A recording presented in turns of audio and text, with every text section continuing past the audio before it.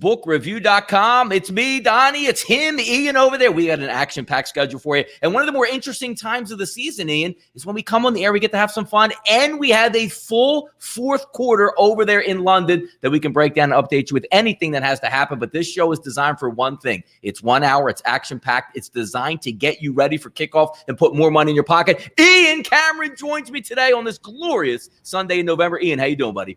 Yeah, Donnie, you've been doing the closing line for a while now. Nobody's really doing it to this extent what we do on this show. We're doing every game on the board, NFL in rotation order, breaking down sides, breaking down totals, giving our thoughts and opinions and our wagers that we're taking our hard-earned money out of our pockets to put down on the card. Let's roll. No, we're going to have a good time today. And the good thing about it is that we were talking just before the show here, getting a couple notes together. What do we have? 6 1 o'clock games, 4 4 o'clock games, an awesome Sunday night football game, and we have an hour. We're not going to be rushed. It's not like we got to get through 12 1 o'clock games. Ian, this is what we're made for, right? We can take our time. We can dissect. We can really give the people what they want out there. Anytime I can get more time to break down a game, that I'll always take it. You know me.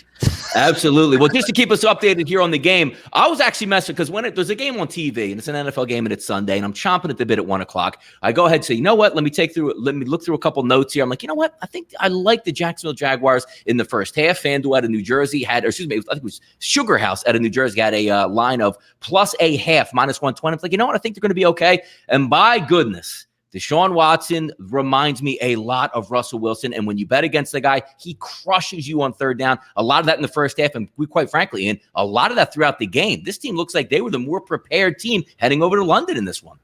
Yeah, I mean, absolutely. I mean, they played phenomenal. Deshaun Watson, that one play he made late in the first half where he's slipping on that very, very shaky grass surface there in London. Looks like he's fallen down, still gets the ball out of his hands to Duke Johnson for a big gain, makes something out of nothing when it looked like he was going to fall down and lose yardage on that play. Just one of many examples, Donnie, of just the electrifying talent that Deshaun Watson has become. Truly one of the best quarterbacks right now in the NFL. I was going to say this is Jacksonville's opportunity maybe to they've been to London many years before. I thought they'd be a little bit more familiar with the whole environment and the travel to get over there, acclimate themselves maybe a little bit more easier than the Texans could, but they've been dominated here in this game. And unfortunately, I say that Bill O'Brien gets out-coached most games. We're not talking about the second coming of Chuck Noll or Tom Landry or Bill Walsh with Doug Marrone either. Let's get that straight. This is not a big-time coach, in my opinion, either on the other side for Jacksonville. And sure enough, Houston's just dominated. Their offense has been good.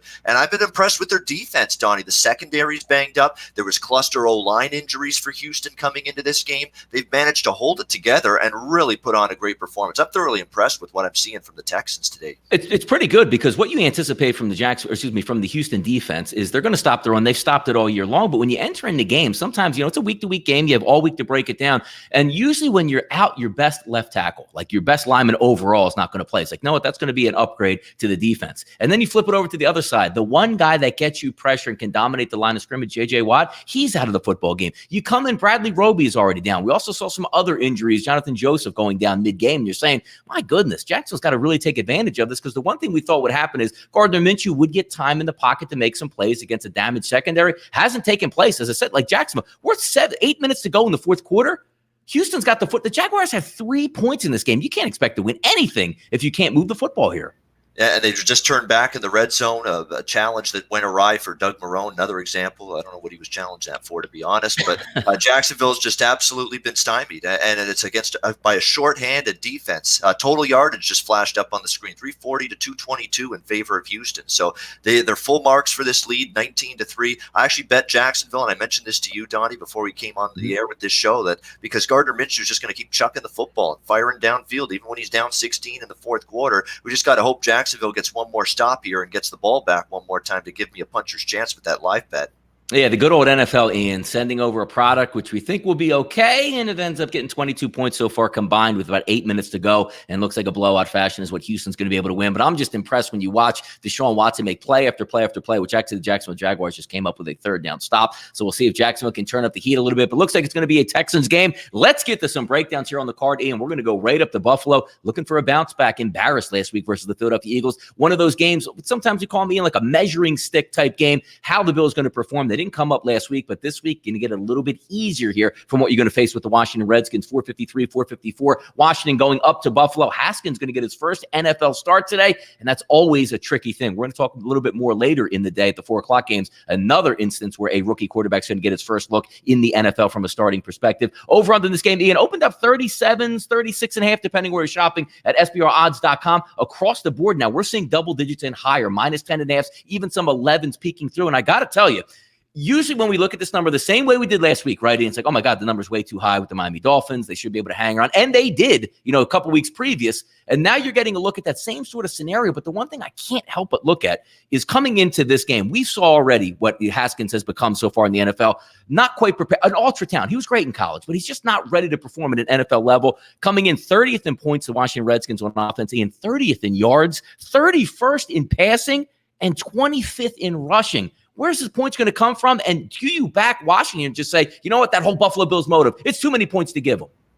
This is, I actually laid 9.5 actually with Buffalo earlier in the week. I did with the Bills side, knowing full well this is not a win by margin team. I mean, we saw it against Miami, life and death for most of that game to find a way to win. Didn't come close to sniffing a cover as 16 and 17-point favorites in that game.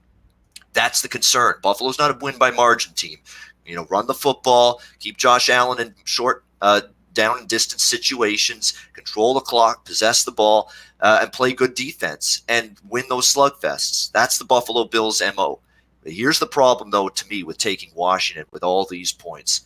Dwayne Haskins does not look ready to be an NFL quarterback. I've seen him now in limited action. We've all seen him now in limited action. There's nothing I've seen in his game that indicates to me he's ready. And I think it is unconscionable to a certain degree that Callahan, Auto Parts here, Bill Callahan is actually going to put this guy in a situation on the road against an excellent defense. You can say what you want to. You can pick flaws all you want about Buffalo's offense. The O-line is shaky. Skill position talent is not there to what some other teams have in this league. Josh Allen still makes some mistakes every now and then. But that defense is to be feared. And to put Haskins in a situation on the road, a good defense and a pissed off defense after what happened against your Philadelphia Eagles last week, who really, picked apart Buffalo's defense. Let's be honest. They ran the football. Doug Peterson committed to it last week. They had success doing it. You're not supposed to smack the Buffalo Bills defensive front in the mouth, running the football down their throat. Yet the Philadelphia Eagles were able to do that. I don't see Washington being able to do that. I see the quotes out of Buffalo's camp. McDermott and the players I've read all are positive. We're angry. That was not us last week. We have a much better game on the defensive side of the football in us. I think this is a long day waiting to happen for Dwayne Haskins. Does Washington even see the end zone in this game? I think that's a legitimate question to ask. And if you can just get me, if you're Buffalo, 21, 24 points, that may be all you need to cover this number today against this Washington Redskins team. Again, it's up there now, 11.5, 12. There's a lot of value that's disappeared now.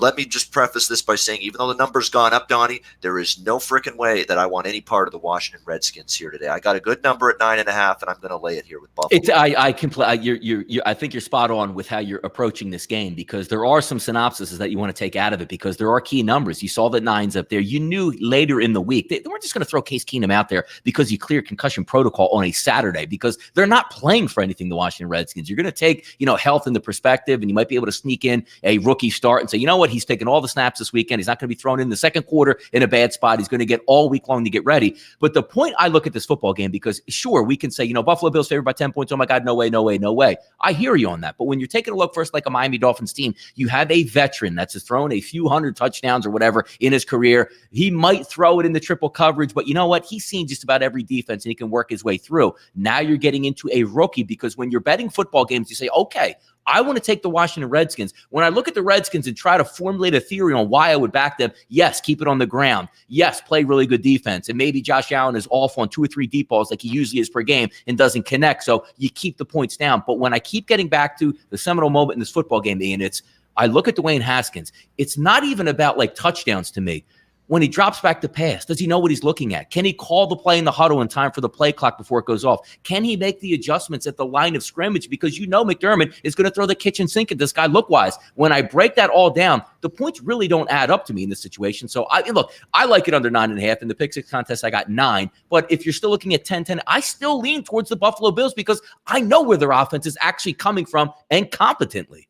And that's the problem. He's going to have to do all this, too, on the road in a loud environment. I've been to a Bills home game before. It was a good 4 or 5 years ago, but I've been to a couple in the past. That is a loud environment, New Era Field. It used to be it's been a bunch of different names. Ralph Wilson Stadium. It was Rich Stadium, going way back into the Jim Kelly days in the 90s. But that is a loud place. That's not the place where Dwayne Haskins could just all of a sudden and have his teammates in the huddle hear him, call the plays, change the audible at the line of scrimmage. That's going to be a problem for this guy. Now, I've been impressed with Terry McLaurin, and maybe if you're Washington, you're going to hang your hat on the fact that, hey, he played with Dwayne Haskins at Ohio State. They have a nice little camaraderie together from when they played together in college, but I don't think that's enough here. I think this is a bad situation. I think it's awful, the timing to put this guy in here. It's a good defense. It's an angry team after losing at home last week. I think you're setting this poor guy up to fail today, and I think it could be a rough day for Dwayne Haskins. I'm completely lock and step with you on this game. Now, if we take a look from a total perspective here, 37 sounds about right, because I do think the Buffalo Bills are going to reach that mid-20s level, like that 24, 25, 26 range. I think they can get it going today, and I did like the fact that they got blown out by the Eagles last week. You get that refocused team against a team that really can't stack up man for man for man, but the problem always lies, if we're looking at 37, Ian, you need two teams to participate in that, because I'd be real shocked if, the Buffalo Bills end up with 34-plus points in this game where you need like a field goal out of the Washington Redskins.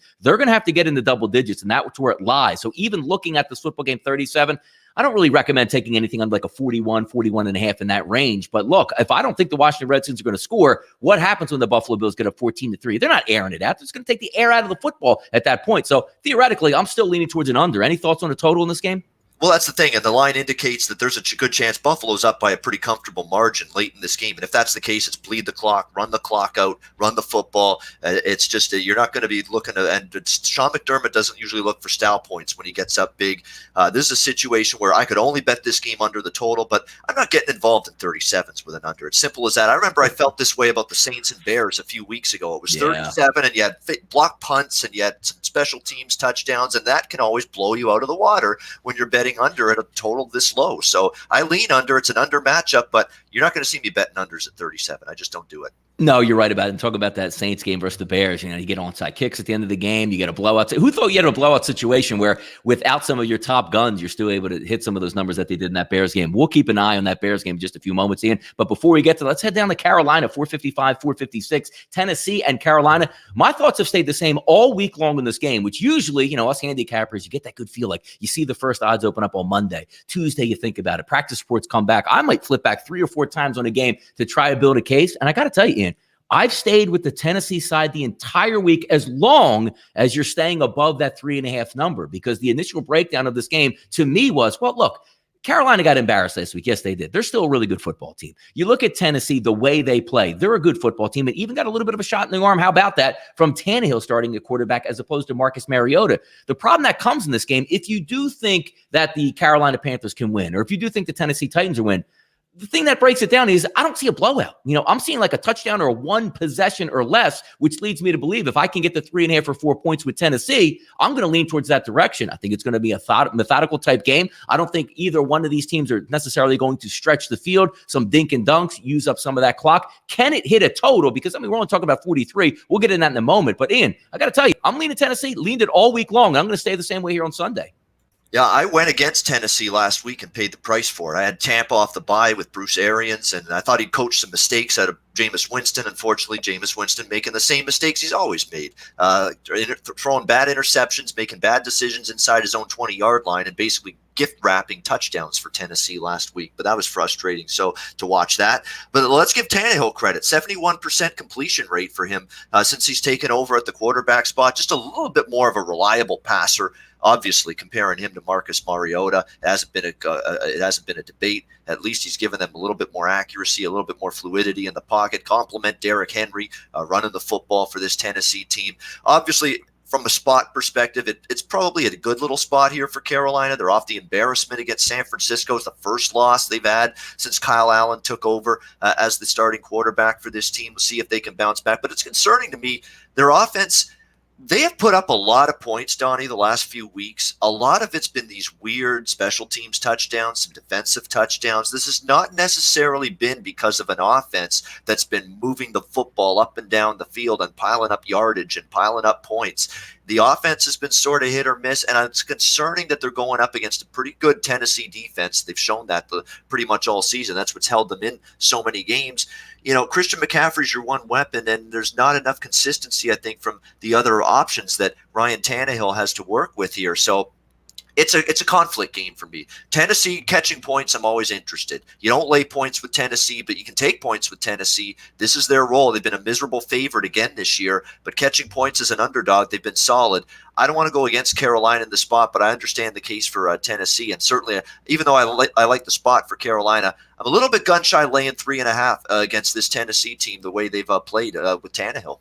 Yeah, you saw last week, I mean, a really nice defensive. I mean, San Francisco's a really good football team, but you also have a team that's coming home after a couple away games in the Carolina Panthers. You also have that same type of capping, which you try to figure out, was that a good thing last week that Buffalo got blown out where now they're going to be refocused? You sort of get the same thing, like Kyle Allen, he can't lose. He actually takes a loss. We'll see how he bounces back, but we take a look at some key numbers in this game, just from a Tennessee's defensive perspective, because a lot of the stuff goes to who's going to be at the quarterback. Well, the defense has been pretty good. 4th overall, Ian, in points, 9th overall in yards, passing about midway, 16th, but against the rush, 12. So a formidable defense that they're going to be going up with. Now, as I just was alluding to, do you think Carolina, because obviously it looks like more of a public side, yes, Carolina's coming home, I like Run CMC, I get all that, and they've been a really good home team and a good team with Kyle Allen at quarterback. Does that play into it at all, the fact that they got smashed last week and now say, you know what, let's refocus, let's get out? And also keep in mind, the good thing that Carolina did is they squashed it real quick. Cam Newton's not coming back this week, so Kyle Allen's not looking over his shoulder. He doesn't say, boy, if I don't make it through the second quarter here with going 12 or 15, I might get replaced in this game.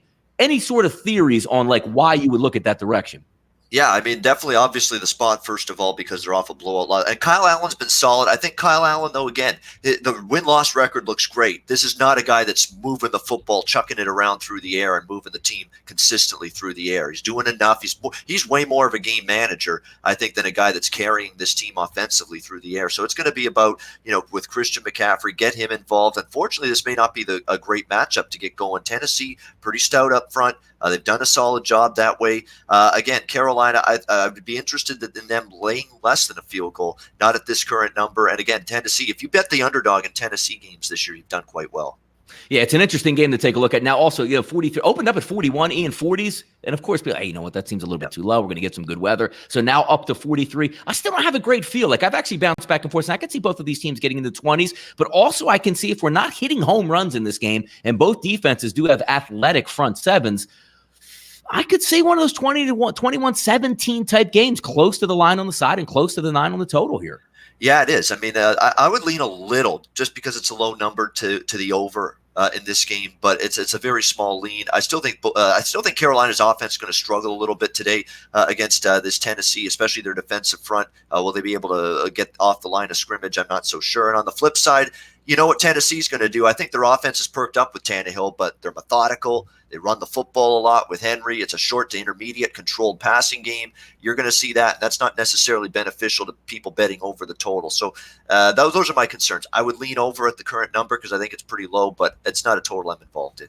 No, it isn't. Not. And I'm just watching some of these highlights here as we do have a live football game that's on. It looks like Deshaun Watson just leaped into the end zone for yet another touchdown, which would make it, I guess, 26-3 at this point. Thoroughly embarrassed. Like, you wanted to get a little bit of mojo. I think this might, ink up now that, hey, look, the Texans might be the truth here in the AFC South. Still a lot of football to be played, and it looks like they didn't allow the touchdown, but very next play, D. Hopkins, 1-yard touchdown pass from Deshaun Watson. This is looking like preseason. This is looking like preseason Gardner Minshew today, unfortunately. Yeah, and that's what you get sometimes, right, Ian, with rookies. I mean, it can't all be fantastic stuff. That only 3 points against a Texans defense that most of you can argue that it was there for the taking today. Doesn't look like it's going to work out, so a blowout in effect. Under about 4 minutes to go in this football game, 26-3 it looks like here. We'll keep it moving down the list. Here we go, Ian. City of Philadelphia, City of Brotherly Love, 457, 458. A ground-swelling game last year. Remember, Baker Mayfield goes to Ohio State and plants the flag. Eagles sort of planted the flag in Buffalo, saying, you know what? We're here for the rest of the season. Let's see if we can make a playoff tough run. Good job by them in tough conditions, in a tough, hostile environment against a good football team in the Buffalo Bills. They came back with a victory. Now, this is one of those things that we look at also saying, saved our season, deep breath, bye week next week. Bears looking like they really struggle here coming in. We should be able to handle them. Deshaun Jackson's coming back. Timmy Jernigan's coming back. We're as healthy as we are in the secondary. We're ever going to be for the rest of the season. Looks like an easy victory, but I got to say, the defense is still going to be live from the Chicago Bears. That defensive front seven is still going to give a lot of the problems to the Eagles front number. And also we know, look, Carson Wentz is an amazing talent, but he does have a propensity when he gets hit to fumble the football. Could that keep him in? But I have to say, it again boils down to, we talked about it earlier with Dwayne Haskins, not to this degree, but Mitchell Trubisky has shown me nothing on the season where I do want to back him. Now, typically we like to back the Bears. They're favored by 3 or 3.5, and you got to make that decision. You're getting 5s across the board here at SBRodds.com in this game. Is that enough for you, Ian, to back Mitchell Trubisky in the spot? Because one simple 2-series play last week, Ian, you had a missed walk-in touchdown from 58 yards to Taylor Gabriel, would have ended that football game. He threw an incomplete pass. The very next play, he throws the ball backwards on a fumble, and they end up losing. Is now playing the +5 role enough for you, Ian, to say, you know what? I can't do it yet, Bears. I can't do it. I would only play Chicago now that it's 5, but I'm not gonna. I mean, it's not just the offense. Mitchell Trubisky's getting the headlines that he's struggling. He's not accurate. He's not reading defense as well, and all of that is true. And you're right. The offense has been completely out of sync. And Matt Nagy probably deserves some blame as well at times for the play calling. Kicking issues have become an issue lately. Eddie Pinheiro, who started the season so strongly, hasn't been quite as sharp or effective or the same in recent weeks.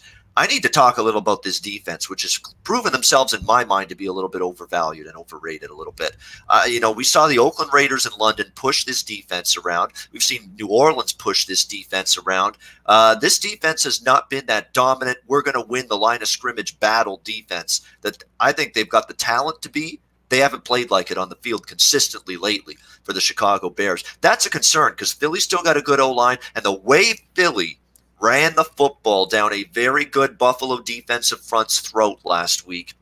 Why can't they do the same against Chicago today? This Chicago defensive front's underwhelmed me. They've disappointed me, Donnie. They've been bullied. They've been manhandled at times in the trenches. So people are going to go on and focusing on the offensive problems the Chicago Bears have had. I don't think enough people are paying attention to the defensive problems they're having. The fact that this defensive front and the linebacking group that was supposed to be so dominant and swarm opposing quarterbacks that's given them too much time to throw, they're all of a sudden getting the football run against them a little bit. And that is definitely something the Philadelphia Eagles at home are capable of doing based on what I saw last week against Buffalo.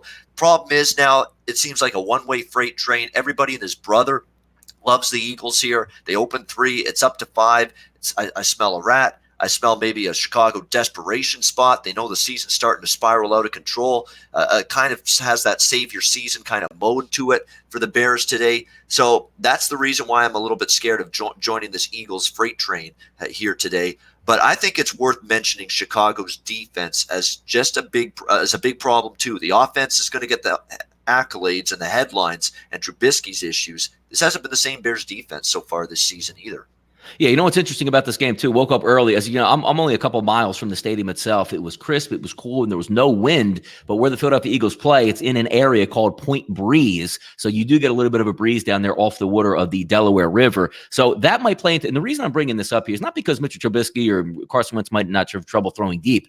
We know the kicking issues for the Chicago Bears. So now you add maybe 10 or 15 mile an hour wind, and you have a kicker that's already shaky on confidence. It's a 45-yarder. Boy, if I miss this one early in the game, coach is really not going to put me back out here for a field goal the rest of the way. That is huge to play in, especially when you're looking at a total that's going to be what? SBRodds.com, 41s across the board. And again, as we talk the side at -5, peaked at 5.5. We had mostly, those 4s all week long. But when the people saw Deshaun Jackson's back in, the Eagles are kind of healthy. But also looking at a Chicago offense here as a whole, I want to get your take on this because they're not injury riddled. They're not like, oh man, once we get this one piece back, we're going to be able to get going. They are what they are. Pro Football Focus is 30th ranked. Keep in mind, 32 teams in the NFL, 30th ranked offense. They're 27th in points on NFL.com, 29th in yards, 29th in pass, and 26th in rushing. You can't beat good football teams that way.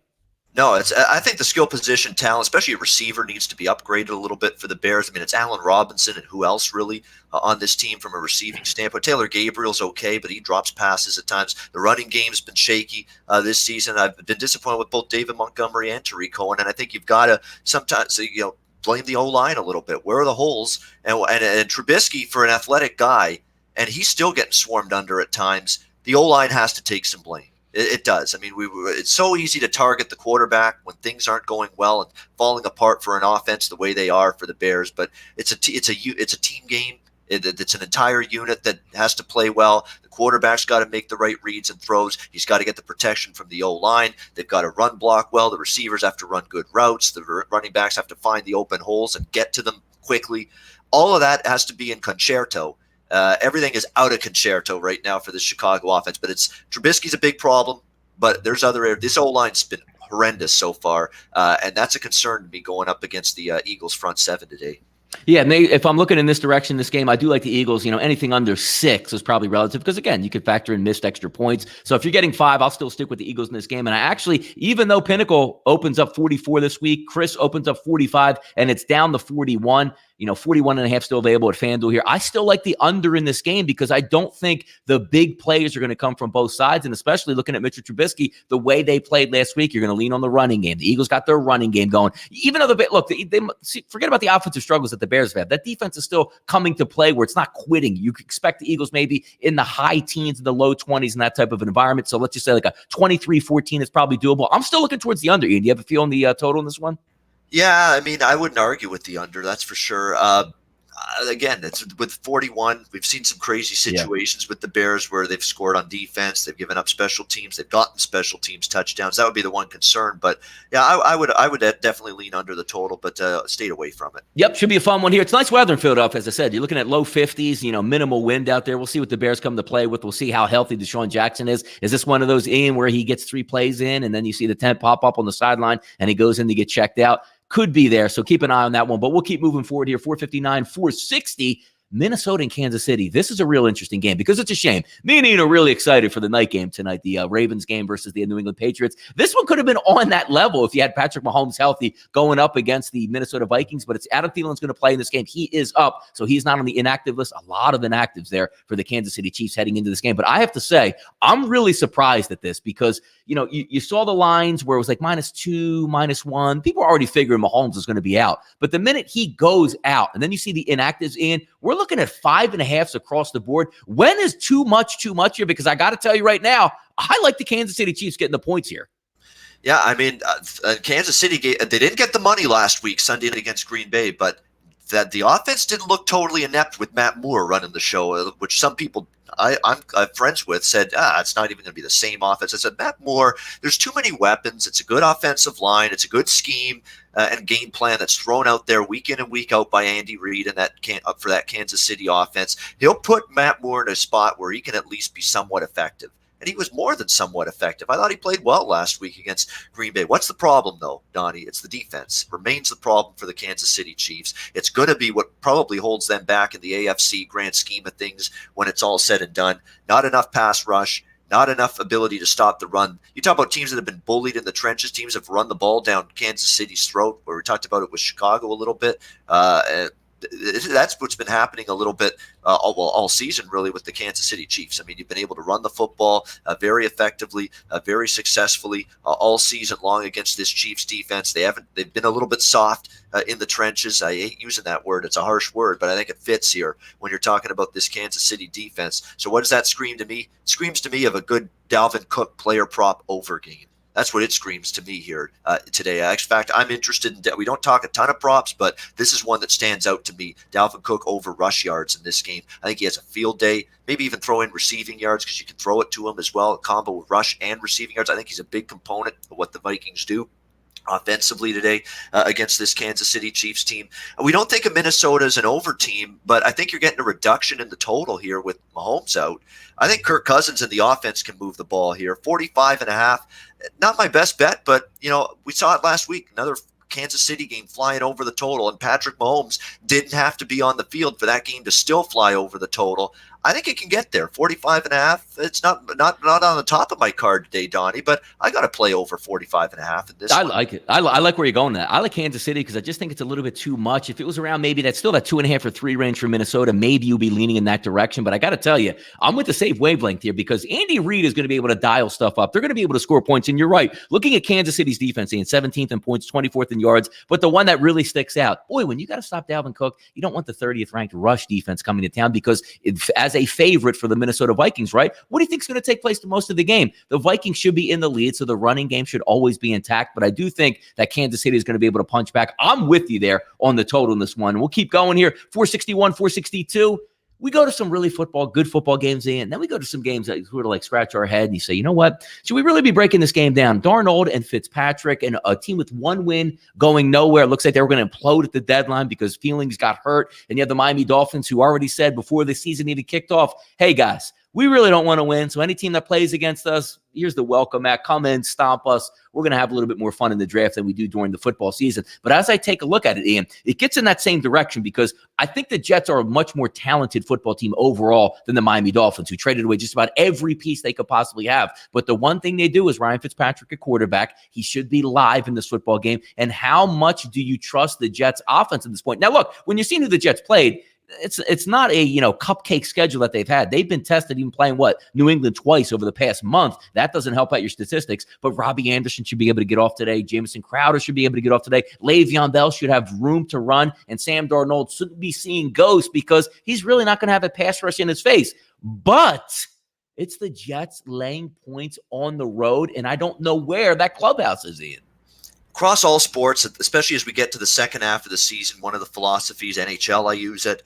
Basketball, sometimes I use it. You get two bad teams, two Class D teams, and in this case, we've got that in the New York Jets, Miami Dolphins. It's roll the football out on the field. Let's chuck it around. Let's have some fun. Let's put some points on the board. I think we'll see that today. I like over here in this game. Step down in class for the Jets offense today against this Miami defense, which, as you mentioned, not great against the run, not getting much of a pass rush. It's a time for Sam Darnold. There's still talent in this kid. It hasn't looked like it this week. Maybe he is really scared of ghosts, and this thing has just cursed his career now forever moving forward. But there is still a good, talented quarterback in that guy somewhere. Can he rediscover it? I think today he could. I'll give him a chance to do that. Let's keep in mind he faced New England. Great defense. Jacksonville, well, not so great today, their defense, but at home last week, they did a good job. They've been pretty good at home, that defense, Jacksonville, even though it hasn't looked that way so far today. I think it's time for Sam Darnold to find some weapons. There's still some playmakers with Crowder and Anderson to throw the football to. Can Le'Veon Bell get going? That's the question. And say what you will about Ryan Fitzpatrick. You know what you're going to get out of him. He's going to throw the ball around. He'll throw the ball into coverage. He'll create points for the other team sometimes as well as his own team because he just throws into double coverage. He's fearless that way. He doesn't give two shits. He's going to throw it into double coverage and end up just say, okay, interception. That's okay. That's only one of my 685,000 interceptions I've had in my football career. Just another one to add to the list. No big deal. We come back the next day and we still keep firing the ball downfield. And he can make plays too. I mean, he can make plays for his own team. He can make plays for the other team. So I just look at it as two teams, where offensively they've been challenged at times. But you look at both teams' schedules, Donnie, they face some good teams, some good defenses. I think it's step down in class time, two losing teams. I like situations like this. Two losing teams, you get points on the board. I like over the total here. What's interesting here, Ian, I do want to say thanks to 380 people that are watching this show live. Me and Ian appreciates it. I know he does. I really appreciate it. Sportsbookreview.com. We appreciate it. This is the reason why we do shows, so we can let it rip on a Sunday to get you guys ready and have some fun in the chat box. Thanks for coming in and joining the show. But I have to say, Ian, before we wrap up this Jets and Dolphins game, if I were to tell you, hey, look, man, I'm going to give you the team in the NFL that's 32nd in offense on scoring, and then I'm going to match it with the team that's 32nd on defense in scoring. Putting your money on the Miami Dolphins that is strictly contrarian. Good luck to you fellas today, because I don't know if I could be the better man and say, you know what, there's value on the Dolphins. They haven't won yet, but I'm going to take them for an outright victory. Good luck if you do that. We'll all be watching to see what takes place here. 463, 464. A lot of moving parts in this game, and these are the games that I like to cap and try to manage. Indianapolis comes into town fresh off it. Look, good football teams win when they don't play their best, which the Colts did last week against the Denver Broncos, pulling out a miracle in the last minute. They should have won that football game, but good teams find a way to win. T.Y. Hilton not going to suit up this weekend. So, Ian, on that final drive that we saw last week versus the Denver Broncos, Jacoby Brissett avoids a sack for a safety, rolls out of the pocket. Oh, my goodness, my man T.Y. Hilton's wide open, 45 yards downfield for a toe tap on the sideline to keep us involved in this game, which eventually ends in a field goal and a victory. He's not going to play in this game, but also from the other side, you're not going to get James Conner on offense. You're not going to get Benny Snell. You're down to basically your third-string running back in Samuels, which he can handle. He's a professional. He should be okay in that game. But what I did not like last week from the Steelers was the first half of their quarterback play. Now, the second half, Mason Rudolph improved, ends up throwing for 250 yards and 2 touchdowns. This one has swung over. You saw the Indianapolis Colts in -1s early in the week, flips over. Now the Steelers are the favorite here in the Steel City.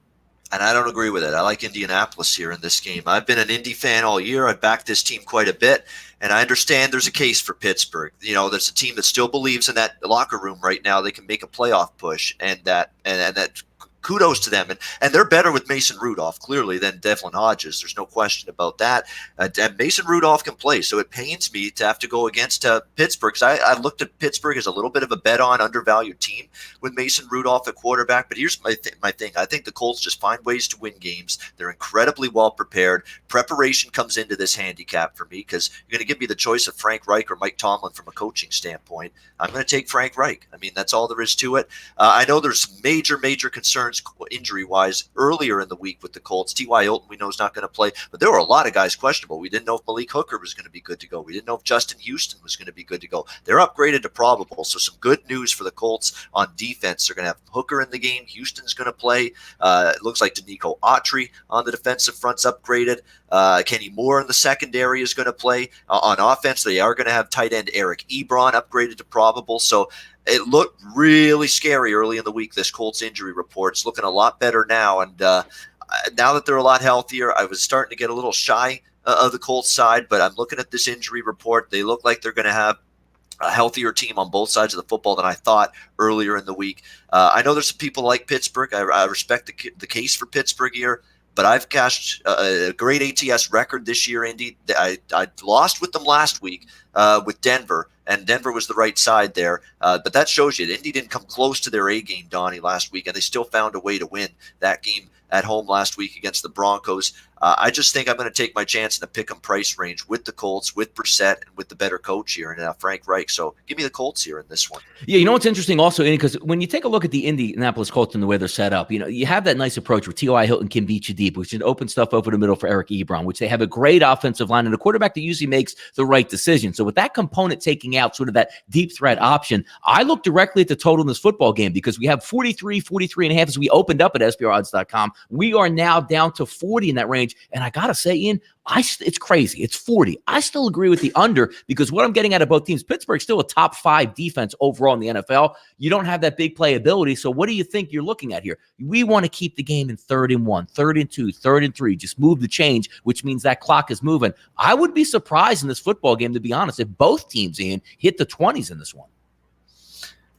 No question. I think it's a situation here where we're looking at probably points. And again, Indy doesn't really go at a blistering tempo. Pittsburgh doesn't either. It's going to be run the football heavy, especially on the Pittsburgh side. You know, give Mason Rudolph some support. You don't want him, doing too much or, carrying the offense himself. I think they'll be looking to do that today early and often, get that running game, even without James Conner.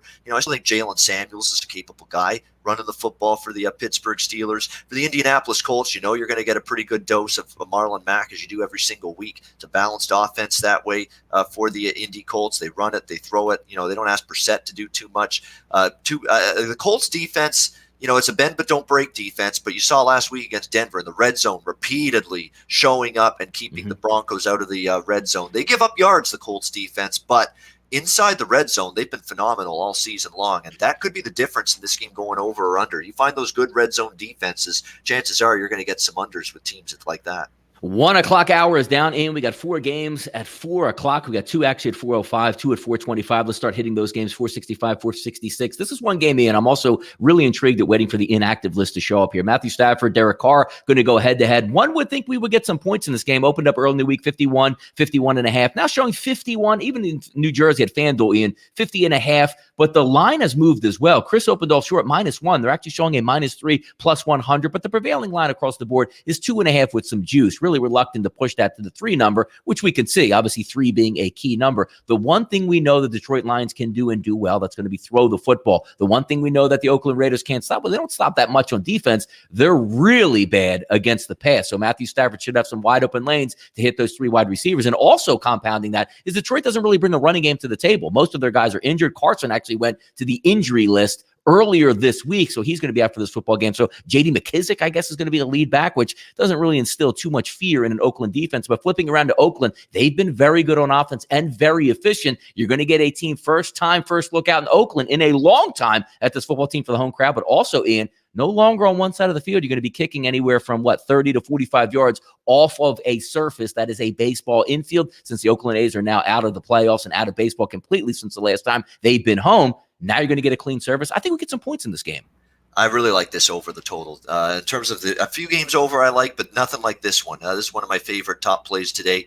Detroit, Oakland over the total. Oakland isn't getting a pass rush. They haven't gotten a pass rush all season on opposing quarterbacks. That's bad news against Matthew Stafford and a great passing attack. He's going to find his man, Galladay. Celebrate. If we took some Galladay, throw a touchdown and celebrate. Yeah, Kenny Galladay. He's going to find Matthew Stafford will find him down the field early and often today. I don't know if Oakland's got the secondary to cover him or anybody in this Lions receiving corps. Lions have some receivers. I'm impressed with this receiving corps. They've done a great job this season. In fact, Stafford's played well for the Lions as well at the quarterback spot, finding his guys down the field. Pretty good receiving core. Like I said, Amendola's been really good in recent weeks. Marvin Jones, and of course, Galladay goes without saying. And that tight end out of Iowa for them, too. TJ Hawkinson, he's been a nice add for Detroit. I think there's a lot of weapons. Oakland's below average defensively, no pass rush. That's bad news in this matchup. But on the flip side, Oakland's offense has been fine. Derek Carr has rarely been sacked. Detroit has got similar issues with a pass rush. Good news for Detroit, they'll at least have Snacks Harrison on the field today. That's going to help their pass rush a little bit. But, even with him on the field, they've had trouble consistently blowing up the line of scrimmage and getting pressure on opposing quarterbacks. So it'll help Evan Harrison on the field. But I'm not sure. I think Oakland could still move the ball. Looks like Darius Slay is going to play for the Detroit Lions, upgraded to probable. That certainly will help their cause. But their defense, I remember even with Slay, all these guys on the field. Arizona on the road, Detroit's defense has not been good. They've been picked apart. Arizona, remember Kingsbury and Murray in their first game.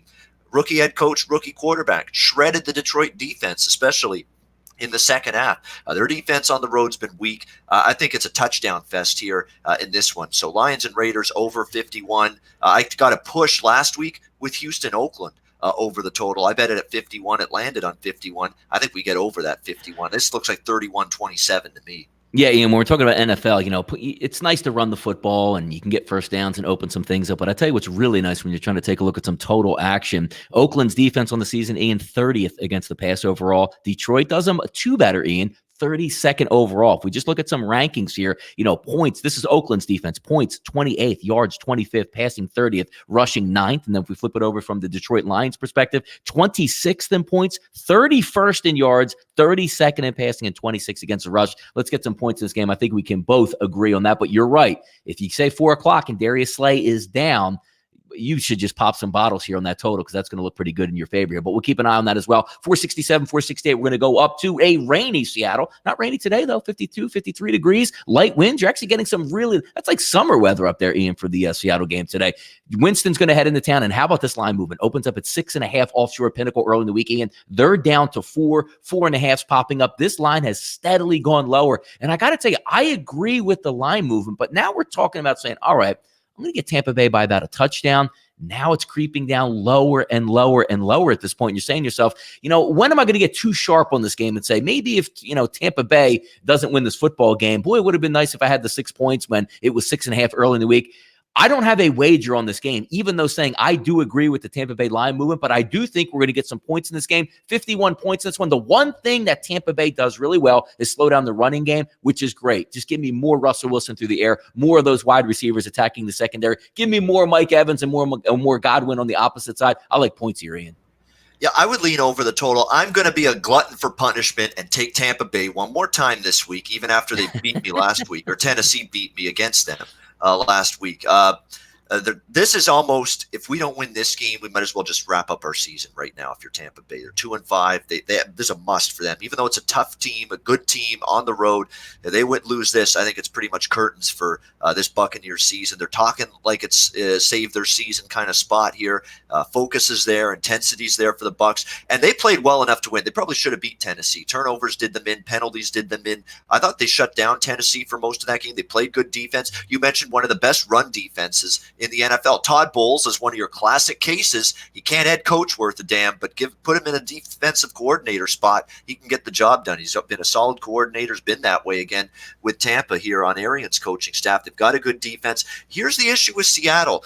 I still think this team's a little not quite as good as their record indicates. They're 6-2. They've had some sloppy performances. They were outgained badly by Atlanta last week, outgained by 188 yards. Even though they win, they hang on. They don't do anything in the second half. They took their foot off the gas, only won that game by a score of 27-20, and the spot worries me. You've got a huge game, not just a big game, a huge game on tap Thursday Night Football. San Francisco 49ers, division leading, undefeated San Francisco 49ers Thursday night. Do you look ahead to that game with one eye? Potentially, Bucs in the underdog role have been solid. Up until last week, they've been pretty good catching points this season. Bruce Arians is saying all the right things when he's talking about Winston, saying, it wasn't his fault last week, the interceptions. I don't buy it one bit. But he's saying that because he wants to keep this guy's confidence up. He doesn't want, him getting, too frustrated. He's already dealing with a quarterback that's had confidence issues in the past, trying to keep his mindset right. And there are plays to be made against Seattle's defense. Seattle's defense has shown some holes in it. I don't argue with the over, but the one concern is neither of these teams play fast. They're both going to be able to go at a conservative clip in this game. That's the one concern with this total. Whereas I think Detroit, Oakland will have a little bit more pace to it and big playability. But I would certainly don't want the under in this game. It would be over or pass for me. But I'm going to take a chance here with Tampa Bay. This is a plus spot for them. Seattle with San Fran on deck. And let's be honest, Seattle. Do you know what their ATS record is at home this year?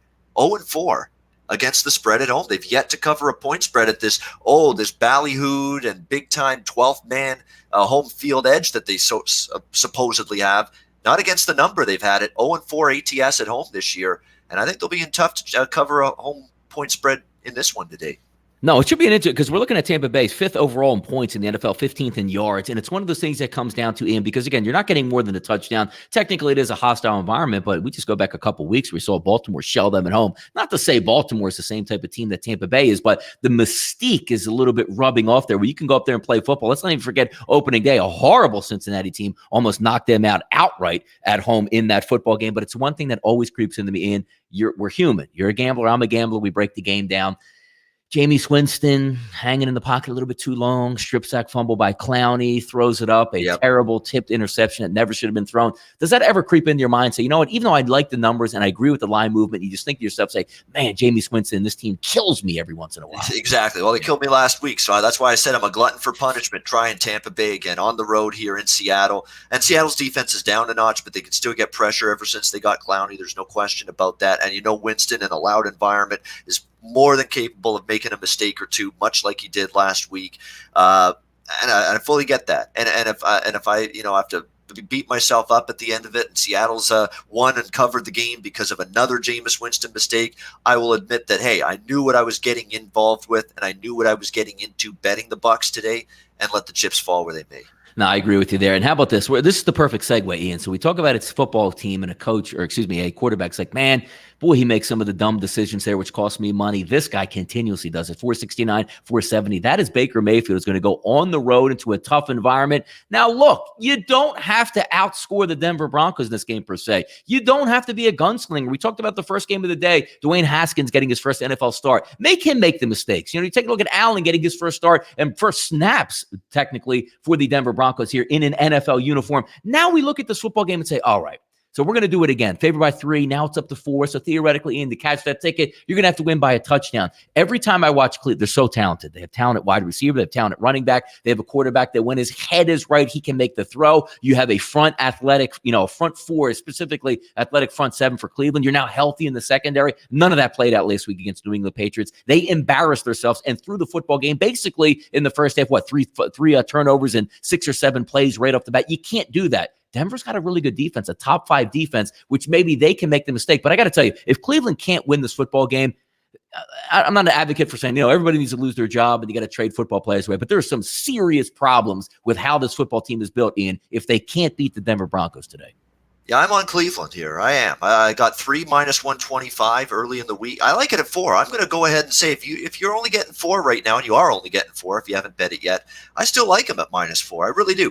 Let's put the Cleveland struggles in perspective, because everybody's saying this team's a big-time flop. They're totally overrated, and there's truth to that. There's no question. 2-5 for a team that a lot was expected of them coming into this season.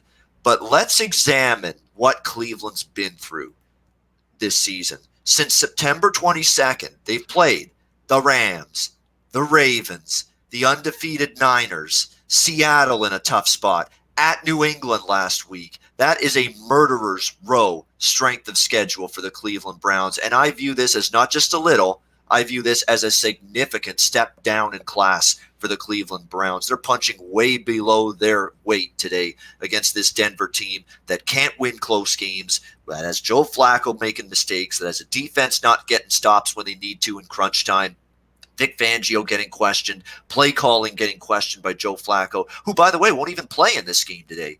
His season over. It's Brandon Allen time, and this is not a guy I'm sold on at the quarterback spot here today for the Denver Broncos against what's still a very good Cleveland defense that at times it's not looked that way. That's still a talented defense. Myles Garrett and company up front. I know their secondary's been banged up most of the season, the Browns, but you're not facing Tom Brady today. You're not facing Russell Wilson today. Not facing Lamar Jackson today. You're not facing Jared Goff today. Some of these really good quarterbacks you've played so far this season. You're facing Brandon Allen today in his first start of the season. This is a doable matchup for Cleveland. They've had a murderer's row schedule. I think Denver's shot.